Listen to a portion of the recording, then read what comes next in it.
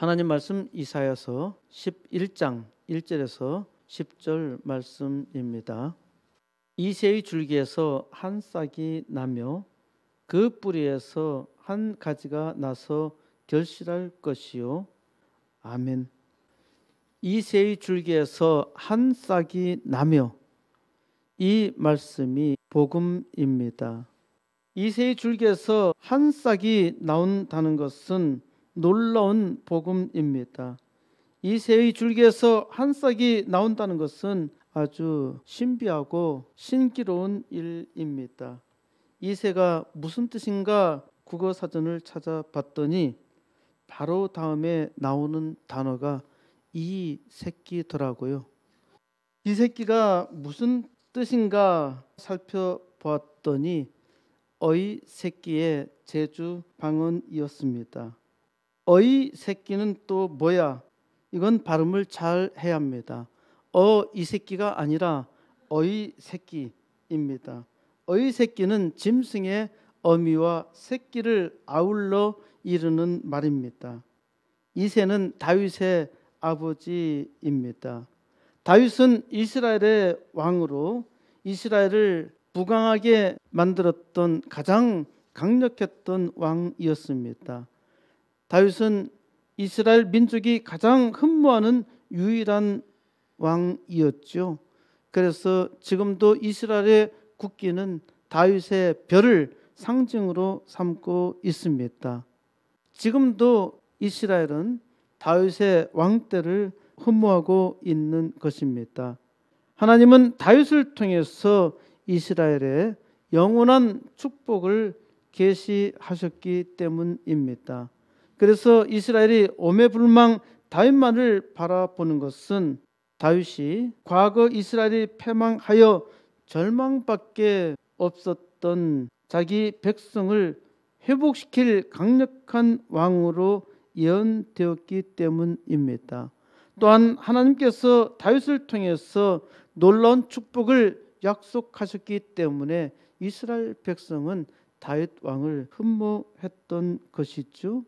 물론 이스라엘 백성들이 아주 잘 살 때에 선지자들이 수없이 너희가 하나님 말씀을 순종하지 않으면 망한다 라고 경고해도 듣지 않았습니다. 이스라엘이 망한 다음에 다윗을 생각했는데 이스라엘이 잘 먹고 잘 살 때에 선지자들이 다윗을 통해서 영원한 나라를 세우신다는 약속을 기억했기 때문입니다. 사람들은 망한 후에야 옛날을 추억하며 후회하죠. 이스라엘이 자기가 망한 후에야 다윗을 통해서 하나님께서 영원히 복된 나라 세우신다는 약속을 기억했던 것입니다. 망한 뒤에야 생각하는 것이죠. 그러니까 이스라엘은 다윗 왕만 기대할 수밖에 없었던 것입니다. 하나님께서 자기의 뜻을 나타내시는 방법을 계시라고 합니다. 계시는 하나님이 자기 자신의 뜻을 나타내는 것을 말합니다. 하나님은 무엇보다도 천지 만물을 통해서 자기 자신을 계시하셨지요. 무슨 말입니까? 천지 만물이 있다는 것은 누군가가 만들었다는 것이죠. 천지 만물은 누군가의 작품이라는 말입니다. 이 거대한 우주가 우연히 한 방에 생겼다고 믿는 진화론자들이 있고 또 누군가가 전능하신 신이 만들었다고 믿는 사람들이 있습니다. 이 거대한 우주가 찰나의 순간, 찰나는 불교의 용어입니다만은 이를 과학적으로 표현하면은 10의 마이너스 38승 초, 이거 무한히 짧은 시간이죠. 과학자들이 말하는 가장 짧은 시간이 10의 마이너스 38승이고요. 이것이 불교의 용어로는 찰나라 할 수 있습니다. 거의 0초에 가까운 순간에 이 엄청나게 거대한 우주가 발생했다고 말하는데 말도 안 되는 거대한 거짓말이죠. 우주보다 거대한 거짓말이지만은 이것을 과학이라 믿고 이를 다른 사람들에게 가르치고 있고 심지어 이것으로 노벨상을 받는단 말입니다. 어떤 진화론자가 이 우주 창조의 비밀에 대해서 논문을 써서 노벨상을 받았는데 자기 자신은 그 진화론을 믿지 않는다고 노벨상을 받은 후에 공표했습니다. 웃기는 일이죠. 자기도 믿지 아니하는데 노벨상을 줘. 거대한 우주가 존재한다는 사실은 누군가 만들었다는 것이죠. 그런데 문제는 누가 만들었는지 모릅니다. 그래서 사람마다 알지 못하는 신에게 경배합니다. 사람마다 각기 다른 신에게 경배하지요. 성경은 그 맨 처음 시작에 태초에 하나님이 천지를 창조하시니라 라는 말씀으로 선포하고 있습니다. 하나님이 만드셨다는 것을 분명하게 선포하십니다. 그래서 성경은 하나님이 특별히 계시하신 책입니다. 하나님께서 성경으로 기록된 말씀으로 계시해 주셨어도 사람들은 전혀 알지 못합니다. 그래서 하나님은 증인을 삼으시려고 아브라함을 부르시고 축복하셨습니다. 그래서 아브라함이 하나님을 믿고 순종하니까 하나님은 아브라함을 믿음의 조상으로 삼으셨지요. 이로 인해서 하나님의 은혜로 하나님을 믿는 우리 자신도 아브라함이 나의 조상이라, 나하고는 아무런 피가 섞이지 않았는데 사실은 조상으로 거슬러 올라가면은 피가 분명히 섞이긴 했죠. 아브라함의 유전자나 나의 유전자나 다 똑같습니다. 하지만 아브라함을 우리는 믿음의 조상이라 믿습니다. 하나님께서 아브라함을 통해서 믿음의 모범을 보여주셨고 또 이를 따르는 이들을 아브라함의 후손이라 하셨기 때문에 우리는 하나님의 은혜를 받아서 우리 스스로 아브라함의 후손이라 고백하는 것입니다. 하나님께서 아브라함을 통해서 축복하신 복을 우리도 함께 누리고 있는 것이죠. 하나님은 구원의 모델로 아브라함의 3대 손인 야곱을 택하셨고 그 야곱의 이름을 이스라엘이라 부르셨습니다. 야곱 곧 이스라엘의 후손들은 하나님께서 축복하여 주셨는데도 불구하고 하나님의 영광을 나타내지 못했습니다. 하나님께서 축복하셨는데 그 복을 감당하지 못하니까 저주 속에 살 수밖에 없는 것이죠. 하나님의 축복을 저주로 바꾸었어요. 그래서 이스라엘은 망하게 된 것입니다.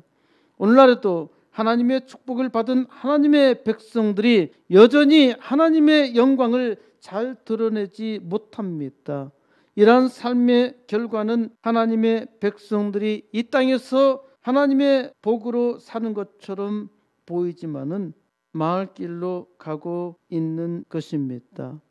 하나님의 축복으로 세워진 교회가 빛을 발해야 하는데 세상의 수치가 되고 있어요. 왜 그러한가요? 하나님께서 은혜 주셨으면은 그 은혜 가운데 더욱더 은혜를 사모해야 하는데 하나님의 은혜를 망각하고 있다는 것이죠. 하나님께서 은혜 주셔도 사람의 일을 잘 감당하지 못한단 말입니다. 하나님의 백성마다 많은 복을 자랑하지만은 하나님의 백성의 무리인 교회가 하나님의 영광을 나타내지 못하고 있다면은 이는 은혜로 살지 못하고 있다는 증거이죠. 하나님은 이스라엘의 역사적 현장으로 현재 사는 우리를 끌어들이시고 우리의 삶에 개입하여 은혜를 주십니다. 이것이 기독교 신앙의 신비로운 계시입니다. 그때 거기서 일어났던 사건인데 아주 희한하게도 오늘 지금 내가 살고 있는 삶의 현장에서 하나님의 말씀으로 들어오는 것입니다. 그래서 우리가 살면서 하나님의 말씀으로 큰 감동과 위로를 받고 있는 것이죠. 그 은혜 때문에 우리가 하나님 앞에 사는 것이죠. 우리가 하나님의 은혜를 잠시라도 망각하면은 사실 그 순간에 시험이 들어서 하나님을 떠나는 것입니다. 지금 하나님의 말씀을 듣고 있다는 사실이 하나님의 놀라운 은혜요. 하나님께서 나를 지켜주시는데 내가 조금이나마 그 은혜에 화답하고 있는 것입니다. 하나님의 은혜를 받은 이들마다 하나님의 말씀 구절구절 읽을 때마다 은혜가 넘치죠. 이것이 참으로 희한한 은혜 아닙니까? 하나님을 믿지 아니하는 사람은 성경책을 한 장도 읽기 힘들어 해요. 그런데 우리는 읽고 또 읽어도 거기에 놀라운 은혜가 있단 말입니다. 어떤 사람은 신약 성경에 강력하게 은혜를 받고 어떤 사람은 구약 성경에서 은혜를 받습니다. 구약 성경을 읽으면서 감동을 받지 못한다면은 이는 하나님의 은혜를 오해하고 있기 때문입니다. 어떤 사람은 성경을 편파적으로 보고 말하는 사람이 있습니다. 성경 전체가 창세기부터 요한계시록까지가 하나님의 감동으로 기록된 것이고 어떤 부분은 도무지 은혜를 받을 만한 말씀이 아닌데도 불구하고 어떤 사람에게는 강력하게 은혜가 되기도 합니다. 하나님께서 말씀을 통해서 은혜를 주시는 것이죠. 구약성경을 하나님께서 주시는 하나의 교훈이나 구약성경은 그리스도까지야 라고 한정하는 것은 성경과 하나님을 오해하는 것입니다. 하나님께서 그때 거기서 일어난 사건에서 말씀하시고 그 사건에서 장래 사건을 계시하십니다. 이것이 성경의 신비로운 비밀입니다. 하나님께서 당대에 일어나는 일을 그림으로 그리시고 그 그림으로 장래를 그대로 투사하십니다. 과거의 사건이 오늘의 사건으로 그대로 비춰지는 것이에요. 하나님을 믿는 사람들은 다들 그 삶에서도 이러한 경험을 합니다. 그러니까 말씀이 신기하고 놀랍죠. 이러한 일은 신적인 개입이 아니고서는 절대로 일어날 수 없는 것입니다. 하나님은 이사야를 선지자로 부르셨고 은혜를 주시니까 이사야가 감동을 받고 즉시 자기를 보내달라고 요청했습니다. 내가 여기 있나이다 나를 보내소서. 이사야 선지자처럼 하나님께서 부르시면 누구든지 그 부르심에 따라야 하겠죠? 아니요. 사람은 잘 따르지 못합니다. 아무리 하나님이 부르셔도 응답하지 않는 사람이 상당히 많습니다. 그 표본이 바로 이스라엘 백성이죠. 하나님께서 이스라엘 백성을 부지런히 부르시고 또 부르셨지만은 이스라엘 백성은 듣지 않았습니다. 귀가 먹어서 듣지 않은 것이 아니죠. 우리도 마치 불효 자식과 같습니다. 부모가 아무리 자식에게 은혜를 베풀어 주어도 자식은 탕자와 같죠. 옛말에 부모의 말을 잘 들으면은 자다가도 떡이 나온다 했죠. 무슨 말씀이세요? 자다가 떡 나오면은 살쪄요. 하나님의 부르심에 하나님의 백성이 모두 순종하여 따르기만 한다면은 세상은 편합니다. 어떤 사람은 하나님 앞에 기도하며 무엇이든 하나님의 뜻이면은 따르겠노라고 말합니다. 그런데 하나님의 뜻이 아주 분명하고 확실하여도 사람들이 따르지 않습니다. 그러니까 은혜로 살기를 원하지만은 하나님의 백성들이 은혜 가운데 잘 살지 못해요. 생각해 보세요. 교회가 하나님의 뜻을 원하여 간구했다면은 당장 부흥의 역사가 일어납니다. 이스라엘은 하나님의 계시입니다. 하나님께서 이스라엘을 모델로 삼으셔서 보여주셨어요. 하나님께서 이스라엘 백성에게 수없이 은혜를 베풀어 주시며 선지자를 통해서 말씀하시고 경고하셨지만은 이스라엘은 듣지 않았습니다. 그 결과가 무엇입니까? 이스라엘은 참혹하게 망하고 말았죠. 그런데 하나님은 이스라엘의 실패를 통하여 오히려 놀라운 축복을 계시하십니다. 하나님은 이새의 줄기에서 이 놀라운 일을 시작하셨습니다. 이새가 누구입니까? 이새는 다윗 왕의 아버지입니다. 이새가 다윗의 아버지라고 하니까 아주 대단히 유력한 인물이라고 생각할 수 있겠지요. 많은 기독교인들이 다윗을 좋아하고 다윗을 자기의 이름이나 자기 자식의 이름으로 삼기도 합니다. 다윗과 같이 되기를 바라는 것이죠. 하지만 다윗의 아버지 이새를 흠모하는 사람은 한 사람도 없습니다. 다윗을 아들의 이름으로 만든 사람은 자기가 이새잖아요. 그런데 자기를 이새라고 생각하는 아버지는 없어요. 다윗을 아들 삼았으면은 자기는 이새로서 하나님의 은혜에 감사하며 살아야 하는데 이새는 이름이 없습니다. 이새의 줄기에서 한 싹이 나며 이새가 축복의 기원이라는 말입니다. 그런데 이새를 좋아하는 사람이 없어요. 왜 그럴까요? 이새는 두 자의 이름밖에 남아 있는 것이 없습니다. 이새는 별 볼 일이 없는 사람이라는 것이죠. 마태복음 1장에 예수님의 족보가 나오는데 5절에서 살몬은 라합에게서 보아스를 낳고 보아스는 룻에게서 오벳을 낳고 오벳은 이새를 낳고, 그러니까 이새의 아버지는 오벳입니다. 오벳은 이새보다 더 별 볼 일이 없어요. 그러니까 오새의 이름은 거의 잘 나오지 않습니다. 겨우 나오는 것이 이새의 아버지 정도로 나오는 것입니다. 그래도 예수를 믿는다고 열심인 사람은 이새는 잘 압니다. 다윗의 아버지이니까요. 그러나 다윗의 할아버지 오벳을 아는 사람들은 별로 없어요. 그런데 오벳의 아버지는 아주 유명합니다. 오벳의 아버지는 다윗의 증조 할아버지 있지요. 그는 아주 유명한 보아스입니다. 보아스라는 이름은 기독교인 중에서 종종 가져요. 왜? 보아스는 아주 유력한 자였기 때문입니다. 그런데 보아스가 유명한 것은 보아스 때문이 아닙니다. 보아스는 당시 아주 유력한 부자였지만은 세계 최고의 부자라 하더라도 곧 잊혀집니다. 그러니까 보아스가 유력한 자였기 때문에 유명한 것이 아니란 말입니다.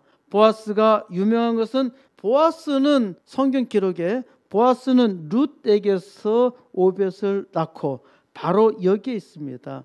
보아스가 유명한 것은 룻에게서 오벳을 낳았다고 하는 것입니다. 그러니까 보아스는 룻 때문에 유명합니다. 왜 룻 때문에 보아스가 유명하냐고요? 룻은 룻기에 나오는 주인공입니다. 이사야서는 이사야가 썼죠. 룻기는 누가 썼나요? 룻이?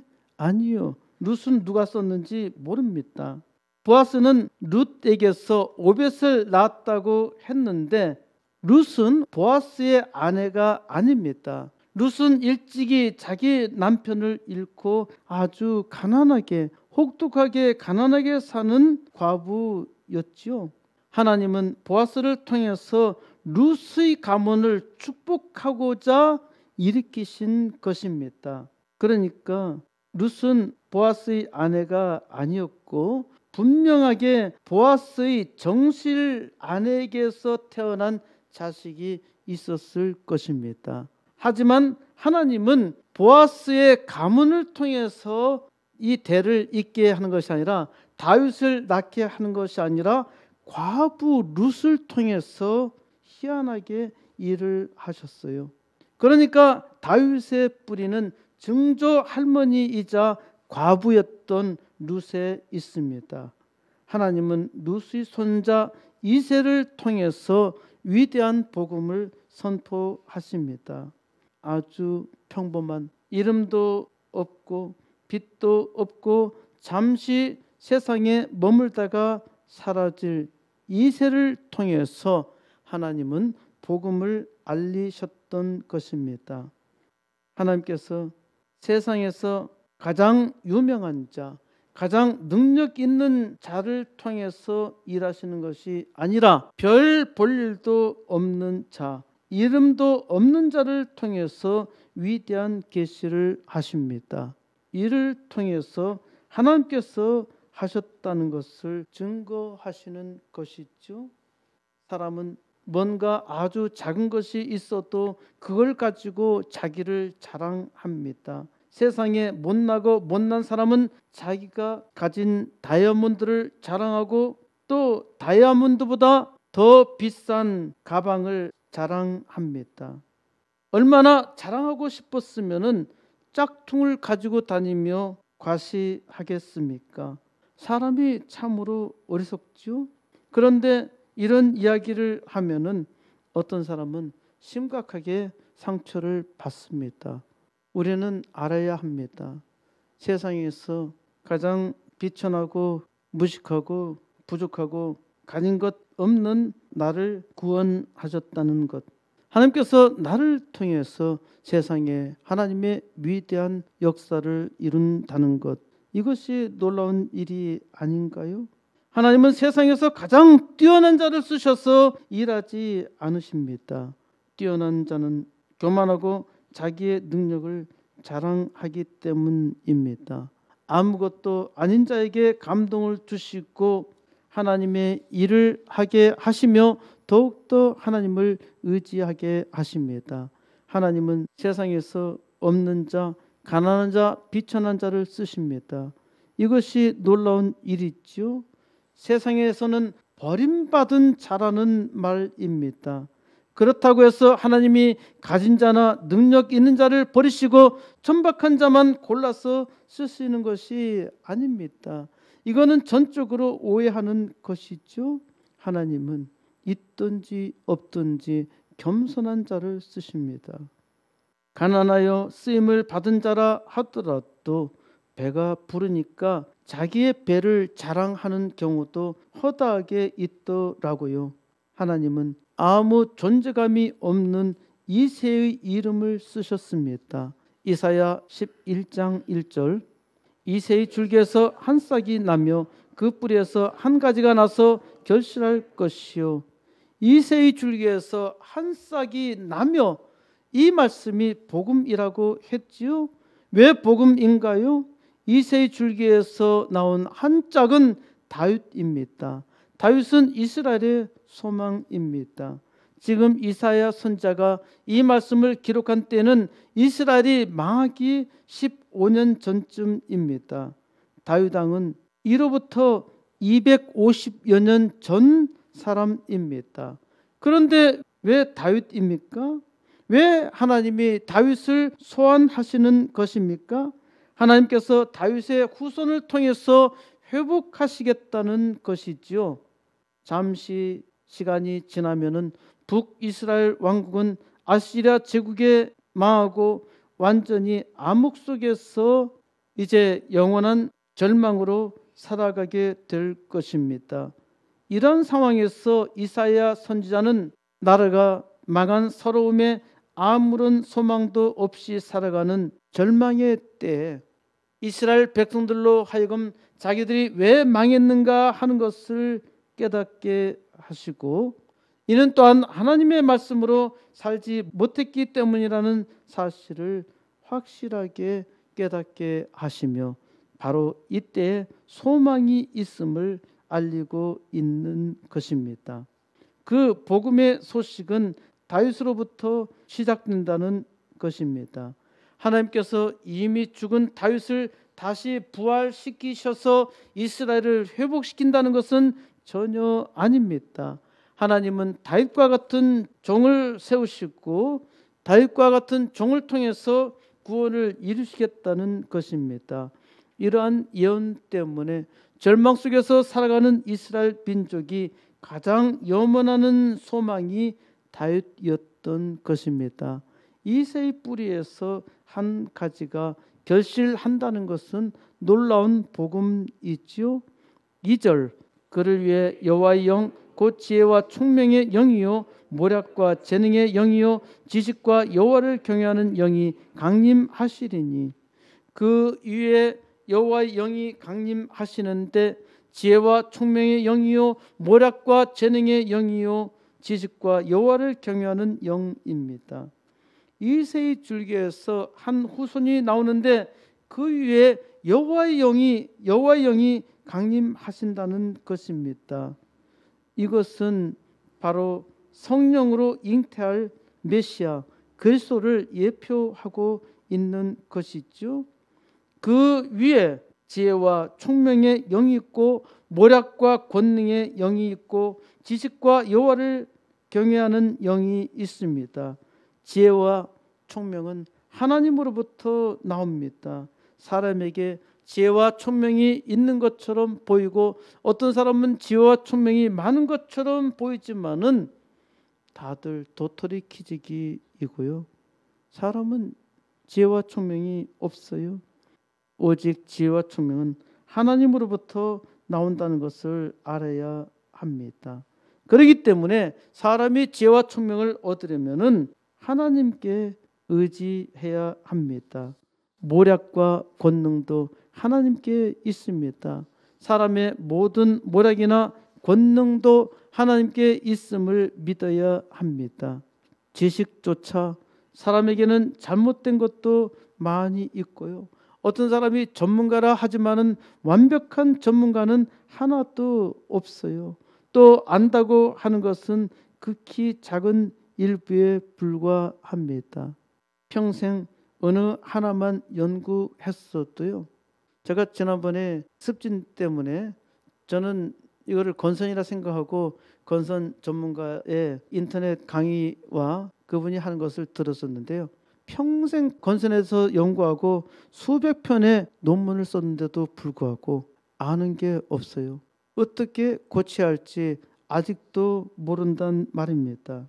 사람은 어떤 사물에 대한 지식도 극히 일부만 알고 무엇보다 사람과 생명에 대한 지식 없어요.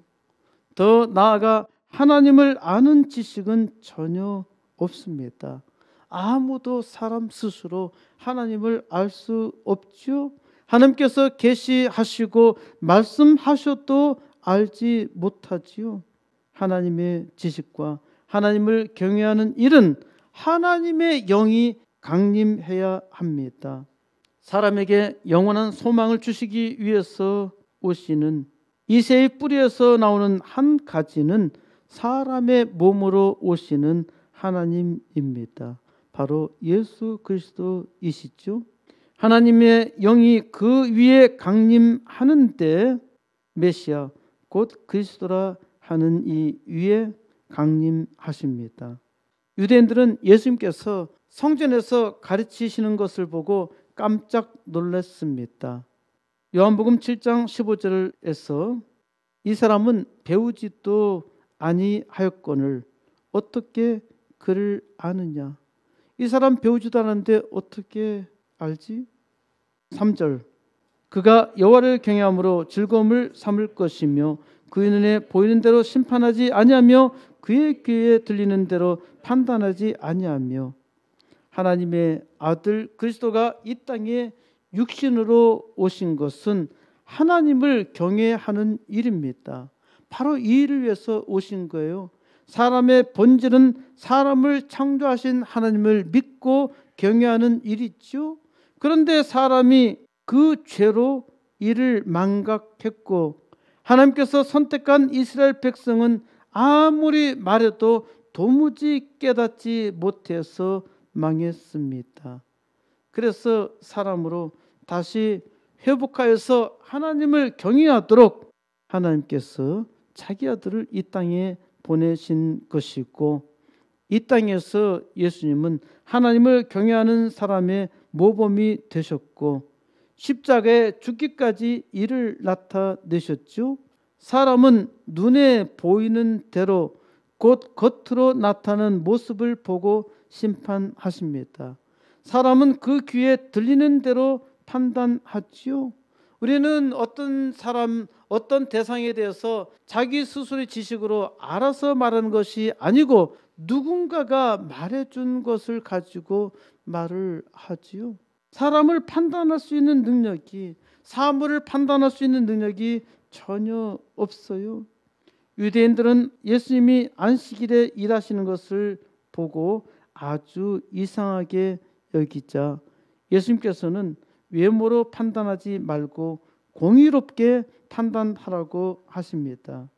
예수님은 그 눈이 보는 대로 심판하지 아니하시며 귀가 듣는 대로 판단하지 아니하시는데, 이는 예수님께서 사람을 외모로 판단하지 않으신다는 말씀입니다. 사람은 사람을 외모로 판단하니까 이것이 부조리한 것이며 악하며 죄를 짓는 것입니다. 사람은 희한하게도 자기가 엄청 못생겼는데도 못생긴 사람을 판단하고요, 자기가 무식해도 무식한 사람을 판단하더라고요. 이것이 사람의 어리석음 아닙니까? 4절, 공의로 가난한 자를 심판하며 정직으로 세상의 겸손한 자를 판단할 것이며 그의 입에 막대기로 세상을 치며 그의 입술의 기운으로 악인을 죽일 것이며 가난한 자를 의로 심판하십니다. 세상은 가난한 자를 멸시하며 이 풍속 때문에 가난한 자도 자기 스스로를 멸시하지요. 하나님의 판단은 의입니다. 가난한 자도 의로 심판하고 부자도 의로 심판합니다. 이것이 하나님의 공의입니다. 하나님의 공평입니다. 그리스도는 공평으로 세상의 약한 자를 판단하십니다. 세상에 약하고 천한 자를 그의 외모로 하는 것이 아니라 공평으로 판단하십니다. 그러니까 하나님이 얼마나 공평하십니까? 그리스도는 그의 입에 막대기로 세상을 치십니다. 예수님께서 말씀하시니까 대적할 자가 아무도 없었지요. 심지어 예수님을 잡으러 갔던 자들도 예수님께서 하시는 말씀에 놀라서 예수님을 잡을 수가 없었습니다. 이제 예수님은 심판자로 다시 세상에 오십니다. 그 입술의 기운으로 악인을 영원히 심판하십니다. 5절, 공의로 그의 허리띠를 삼으며 성실로 그의 몸에 띠를 삼으리라. 그리스도는 의로 그 허리띠를 삼으며 성실로 몸의 띠를 삼으십니다. 예수님은 하나님의 의를 이루시기 위해서 오셨어요. 이 땅에서의 사역을 성실하게 이루셨고 마지막 십자가에 죽기까지 자기의 소임을 성실하게 감당하셨습니다. 성실하신 하나님이 그의 의로 만든 옷을 입히시고 성실하신 하나님이 그의 의로 옷을 입으시고 그를 따르는 모든 사람들에게 그가 만든 의의 옷을 입혀 주시죠. 계시록 3장 4절에 이기는 자는 이와 같이 흰 옷을 입을 것이라 하십니다. 6절, 그때 이리가 어린 양과 함께 살며 표범이 어린 염소와 함께 누우며 송아지와 어린 사자와 살찐 짐승이 함께 있어 어린아이에게 끌리며 7절, 암소와 곰이 함께 먹으며 그것들이 새끼가 함께 엎드리며 사자가 소처럼 풀을 먹을 것이며 이는 하나님이 만드신 에덴 동산의 회복이 있죠. 이 말씀을 읽으면은 에덴 동산이 생각날 것입니다. 이런 상황은 하나님이 처음에 만드신 에덴 동산밖에 없어요. 하나님께서 에덴 동산을 다시 회복시키겠다는 것입니다. 에덴 동산은 이와 같이 놀라운 평화가 있습니다. 이리가 어린 양과 함께 삽니다. 표범이 어린 염소와 함께 눕습니다. 에덴 동산에 짐승들이 살았을 때는 사자가 소처럼 풀을 먹었습니다. 다시 이러한 세상이 회복된다는 것이죠. 이는 바로 천국의 광경입니다. 사람의 머리로는 상상할 수 없는 아름다운 광경이지요. 8절 젖먹는 아이가 독사의 구멍에서 장난하며 젖된 어린아이가 독사의 굴에 손을 넣을 것이라. 천국의 아름다운 노래는 젖먹는 아이가 독사의 구멍에서 장난한다는 것입니다. 젖된 아이가 독사의 굴에 손을 넣을 것이라. 이것이 천국 광경의 하이라이트이죠. 9절 내 거룩한 산 모든 곳에서 해됨도 없고 상함도 없을 것이니 이는 물이 바다를 덮음같이 여호와를 아는 지식이 세상에 충만할 것임이니라. 내 거룩한 산은 천국입니다. 천국에서는 상하거나 해치는 일이 없어요. 거기는 물이 바다를 덮음같이 여호와를 아는 지식이 세상에 충만한 곳입니다. 온 천국이 온통 여호와를 아는 지식으로 하나님을 찬양하는 것으로 가득하지요. 이 땅에는 하나님을 아는 지식이 없어서 망하나 천국에는 하나님을 아는 지식으로 충만합니다. 하나님께서 천지를 창조하신 이유가 하나님을 아는 지식으로 충만하게 하기 위함입니다. 천국에는 하나님의 영광만 대대로 찬송합니다. 하나님은 이스라엘이 패망하며 모든 족속이 산산이 부서져서 이스라엘이 이 땅에서 흔적도 전혀 남지 않도록 완전히 분해되어서 오직 절망 가운데 살아갈 때 이사야 선지자로 놀라운 소망을 전하게 하십니다. 감람나무가 완전히 잘려져서 사라질 줄 알았는데 거기 남은 그루터기에서 싹이 난다는 것입니다. 이스라엘 백성 중 남은 자로 돌아오게 하여서 회복시키겠다 약속하십니다. 이스라엘의 회복은 이제 완전한 회복이며 에덴 동산과 비교할 수 없는 영원한 복을 누리는 천국을 보여주십니다. 거기에는 여호와를 아는 지식이 충만하지요. 하나님은 하나님을 아는 지식을 여기 이 땅에서 알게 하셨습니다. 하나님께서 예수 믿는 자를 택하셨고 예수 믿는 우리를 통해서 하나님을 알게 하시며 천국에 들어가게 하시죠. 하나님께서 이 구원을 위해서 이새의 줄기에서 한 싹이 나게 하신 것입니다. 얼마나 놀라운 복음입니까? 10절 그날에 이새의 뿌리에서 한 싹이 나서 만민의 기치로 설 것이요 열방이 그에게로 돌아오리니 그가 거한 곳이 영화로우리라. 이스라엘 백성이 아시리아 제국에 의해서 완전히 패망하여서 전 세계에 흩어져서 완전히 이산 가족으로 뿌리까지 뽑혀서 절망 가운데 살아가는데 하나님은 남은 자에게 놀라운 소망을 주십니다. 이름도 없고 보잘것없는 이새의 줄기에서 한 싹이 나게 하셨어요. 이새의 줄기에서 한 싹을 나게 하시사 세계 만민의 표대로 삼으시니까 열방이 하나님께 돌아온 것입니다.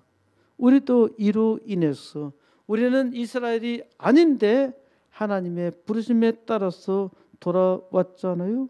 하나님께 돌아온 자들은 모두 다 하나님의 영광을 찬양합니다. 어떻게 이 천하고 악한 종을 구원하시사 하나님의 영광을 찬송하게 하시는지 오직 감사하며 그 영광을 나타낼 뿐이죠. 이새의 줄기에서 한 싹이 나며 아주 볼품없는 이새의 줄기에서 하나님께서 영원한 왕을 세우셨습니다. 하나님께서 영원한 구원을 아주 공평으로 하나님의 의를 이루기 위해서 가난하고 초라하고 연약한 줄기에서 그리스도가 나게 하신 것입니다. 사람을 외모로 취하지 아니하시고 사람의 신분에 따라 취하지 아니하시고 집안의 족보에 따라서 혈통에 따라서 취하지 아니하시고 공평하게 하나님의 의로 택하셨으니까 평강의 왕이죠. 그래서 그리스도로 세상이 공평하게 된 것입니다. 세상의 공평을 민주주의가 만드는 것처럼 보이지만은 고대 직접 민주주의도 공평이 없었고요. 지금 민주주의 국가에도 공평이 없어요. 저는 민주주의가 아주 공평하고 국민에게 주권이 있는 것이 아니라 사실 자유민주주의의 본질은 선택의 기회가 누구에게나 있다는 것입니다. 누구든지 원하면은 대통령에 출마할 수 있고 대통령이 될 수 있지요. 그런데 민주주의라고 하면서 공산당만 특권을 가진 인민민주주의도 있습니다. 이것은 악랄하고 악한 것인데 사람들은 도무지 깨닫지 못하고 속고 있어요. 세상에는 공평이 없습니다. 그런데 그리스도의 은혜가 넘치는 곳에는 공평이 있어요. 그리스도의 은총이 넘쳤기 때문에 우리나라도 자유를 얻을 수 있었던 것이죠. 그리스도의 은혜가 넘치는 사람에게는 무엇이든지 공평합니다. 하나님이 공평하게 하신 것을, 공평하게 하셨다는 것을 고백하며 은혜로 살아가기 때문입니다. 이새의 줄기에서 한 싹이 나며 이제 평강의 왕이 여러분의 줄기에서 한 싹이 나게 하셨습니다. 하나님은 이 시대 그루터기에서 남은 자 여러분을 통해서 평강의 역사를 이루십니다. 하나님은 코스모스 교회 이 마지막 세대에 사명 주셨음을 저는 믿습니다. 그래서 우리는 함께 이 땅 부흥의 역사를 이루어야 합니다. 함께 기도하며 이제 하나님의 일을 시작해야 합니다. 80개 개척교회와 2개 학교 세우는 역사는 하나님께서 우리와 함께 하시는 증거의 삶입니다. 하나님께서 이 시대 남은 자를 통해서 부흥의 역사를 이루실 줄 믿습니다. 이새의 줄기에서 나오신 그리스도가 여러분을 이 시대 평강의 왕으로 세우셨음을 믿으시기 바랍니다. 이제 하나님께서 세우신 평강의 왕으로 하나님을 아는 지식이 세상에 충만하게 하시는 부흥의 역사 속히 이루시기를 우리 주 예수 그리스도의 이름으로 간절히 축원드립니다.